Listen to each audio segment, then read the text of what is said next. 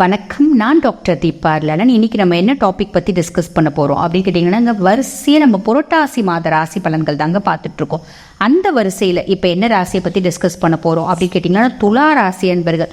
துலா ராசியை பற்றி சொல்லணும் அப்படின்னா பர்ஃபெக்ஷனிஸ்ட், அப்படி கையில் தராசோடவே இருப்பாங்க. பக்க பர்ஃபெக்ஷனிஸ்ட் அப்படின்னு தான் சொல்லணும். நீதி தவறாத வாழணும் அப்படின்னு ஆசைப்படுறவங்க. நிறைய நீதி அரசர்கள் பார்த்திங்கன்னா துலா ராசியை சேர்ந்தவங்க தான். சரி, அப்படிப்பட்ட துளாராசி அன்பர்கள் சித்திரை 3ஆம் பாதம் முதல் சுவாதி விசாகம் 3ஆம் பாதம் முடிய உங்களுக்கு இந்த புரட்டாசி மாதம் எப்படி இருக்குது அப்படின்னு பார்க்குறதுக்கு முன்னாடிங்க நாங்கள் சொல்கிறது பொதுவான பலன்கள் தான். நாங்கள் சொல்கிறதுல பாருங்கள், 70% மேட்ச் ஆகலாம், 30% மேட்ச் ஆகாமையும் போகலாம். அதுக்கு காரணம் என்ன அப்படிங்கிறது நம்மளோட சுய ஜாதகத்தில் கிரகங்களோட சேர்க்கை, கிரகங்களோட நின்ற நிலை, அதே மாதிரி தசா புத்தியை பொறுத்து மாறுங்க. 100% அப்படியே நடக்காது, ஒரு 60 to 70% நடக்கும். சரிங்களா? ஓகே, இப்படி இப்போ இல்லைங்க, நாங்கள் சில முக்கியமான விஷயங்கள் நாங்கள் முடிவுக்கு கொண்டு வரணும் அப்படின்றவங்க உங்களோட சுய ஜாதகத்தை பாருங்கள். அப்படி சுய ஜாதகத்தை பார்க்கணுன்னு விருப்பப்படுறவங்க நாங்கள் பேசிகிட்டு இருக்கும்போது எங்ககிட்ட பார்க்கணும் அப்படின்னு விருப்பப்பட்டீங்கன்னா, நாங்கள் பேசிகிட்டு இருக்கும்போது எங்களோட நம்பர் டிஸ்பிளேல இருக்கும். அந்த நம்பருக்கு ஹாய்னு ஒரு மெசேஜ் பண்ணுங்கள். ஸ்டாஃப்ஸ் உடனே ரெஸ்பாண்ட் பண்ணி அப்பாயின்மெண்ட் ஃபிக்ஸ் பண்ணி கொடுப்பாங்க, என்கிட்ட பேசிக்கலாம். ஓகே, உங்களுக்கு கிரக நிலைகள் எப்படி இருக்குது அப்படின்னு ஃபஸ்ட்டு பார்க்கலாங்க. துலாத்தை பொறுத்த வரைக்கும் பார்த்தீங்கன்னா, 5ஆம் பாவத்தில் சனி பகவான் வக்ரகதி அடைஞ்சிருக்காரு. 6ஆம் பாவத்தில் ராகு பகவான், 8ஆம் பாவத்தில் பார்த்தீங்கன்னா குரு பகவான் 23ஆம் தேதி வக்ரகதி அடைகிறார். ஓகேங்களா?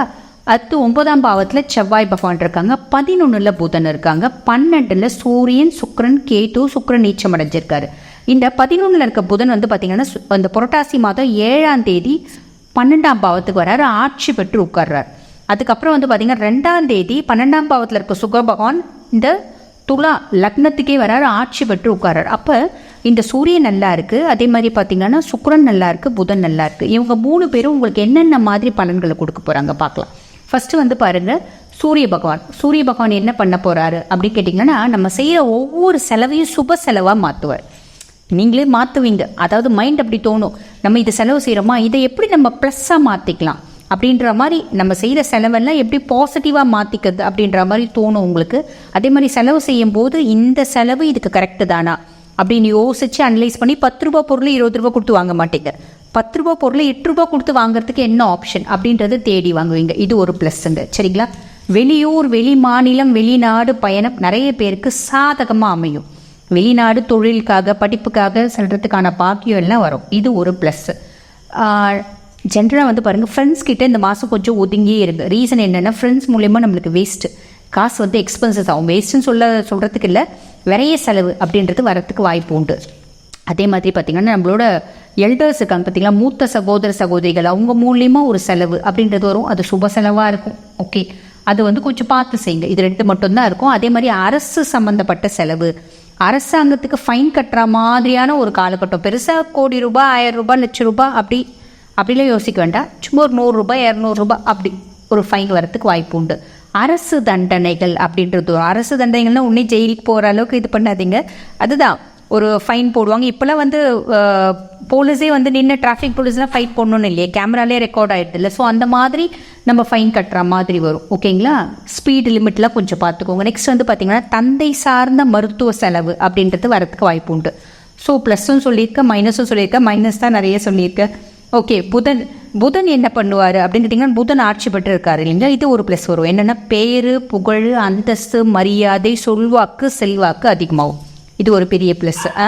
நம்ம பார்த்திங்கன்னா பிஎஃப், இன்சூரன்ஸு, இந்த இஎஸ்ஐ இதெல்லாம் காசு போட்டுட்ருக்கோங்க. அது வராமல் தவிக்கிறோம் அப்படின்னா வரக்கூடிய காலகட்டம்.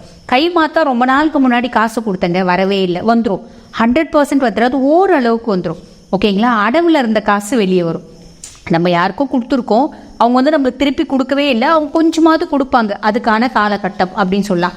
கோர்ட்டு கேஸ் அப்படின்லாம் நம்ம போட்டுருந்தோம் அப்படின்னா அது ரொம்ப வருஷமாக ஓடிட்டு இருக்குங்க. அதில் ஏதோ கொஞ்சம் ஃபேவராக ஒரு வார்த்தை அப்படின்றது வரும். ஒரு ஜட்ஜ்மெண்ட்டே நிறைய பேருக்கு ஃபேவராக வர்றதுக்கு வாய்ப்பு உண்டு. ஓகேங்களா? குடும்ப பிரச்சனை, குடும்பத்தில் பார்த்திங்கன்னா கான்ஃப்ளிக்ட்ஸு, பெருசாக பிரச்சனை ரொம்ப நாளாக ஓடிட்டுருக்கு அப்படின்னும் போது அது முழுசும் நார்மல்சி வராது. ஓரளவுக்கு வர்றது போகிறது அந்த மாதிரி ஓரளவுக்கு சார்ட் அவுட் ஆகுங்க. எதுவுமே 100% எக்ஸ்பெக்ட் பண்ண வேண்டாம்.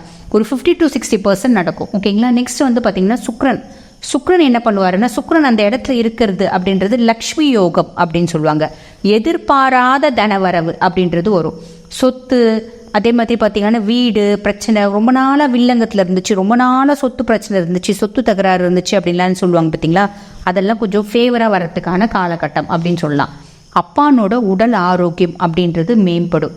அதே மாதிரி பார்த்திங்கன்னா நம்ம பொதுவாகவே சுக்கிரன் நல்லா இருக்காரு அப்படின்னா என்னென்னாங்க, நம்ம புதுசாக வீடு வாகனம், அதே மாதிரி ஆபரணம், பெருசாக ஆபரணம் அப்படின்னா ரொம்ப நம்ம இதுவாக யோசிக்க வேண்டாம். சும்மா ஒரு கம்பல் வாங்கலாம், ஒரு ஸ்டட் வாங்கலாம், அவங்கவுங்க வசதி பொறுத்து.